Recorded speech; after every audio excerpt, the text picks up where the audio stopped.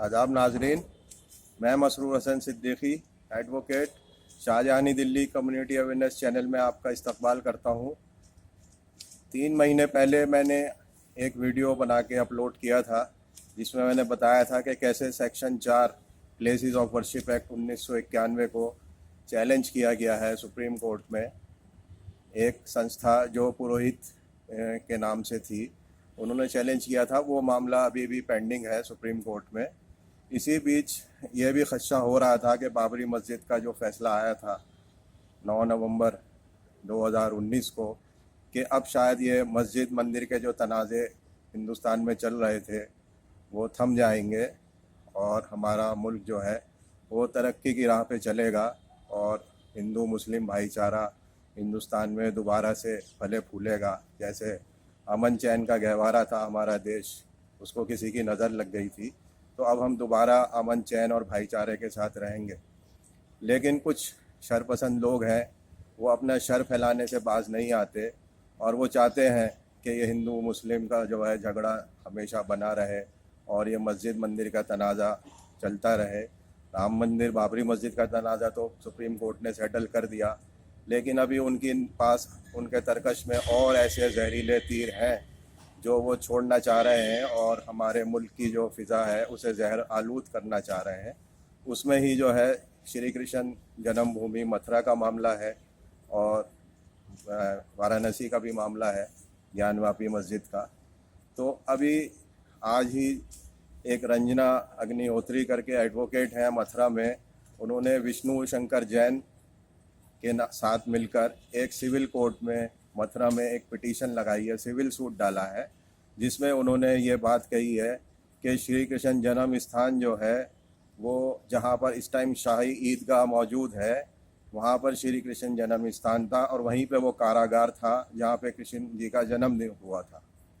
तो इस मामले में बताऊँ, ये सिर्फ एक शर फैलाने की वाली बात है या कहें कि एक पब्लिसिटी स्टंट है और लोगों को उलझाने वाली बात है जो मुकदमा डाला है। वैसे इस मुकदमे में कोई जान नहीं है, क्योंकि सेक्शन 4 1991 का जो प्लेसेस ऑफ वर्शिप एक्ट है उसमें बहुत वाज़ेह तौर पे साफ़ तौर पे कह दिया गया है कि 15 अगस्त 1947 को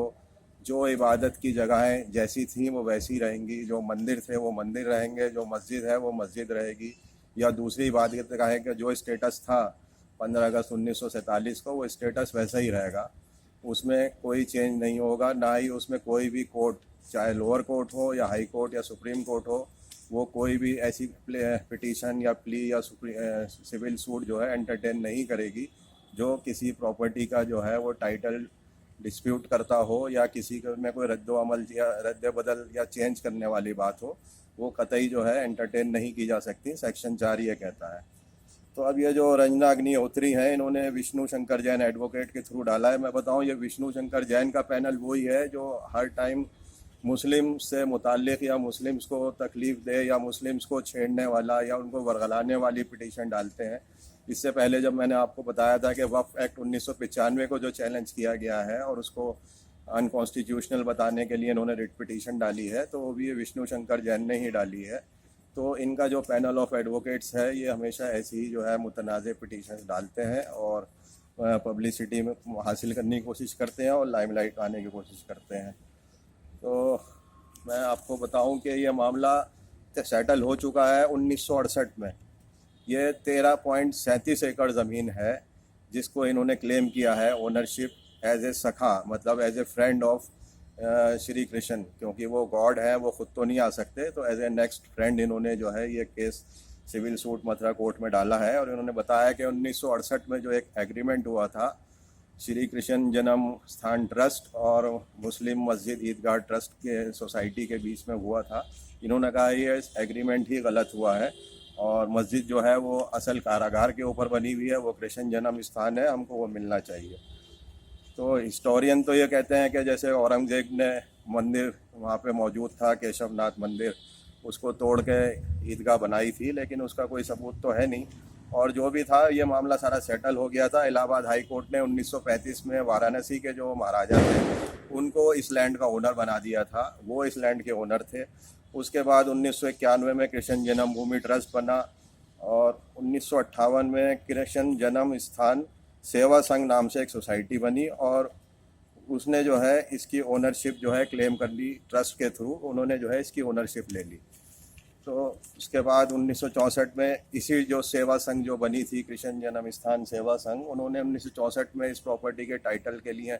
एक केस डाला था और उसके बाद इनका मुस्लिम का जो समिति थी वहाँ की, उससे इनका सेटलमेंट हुआ 1968 में, जब ये केस भी विड्रॉ हो गया था। और उसमें कहा था कि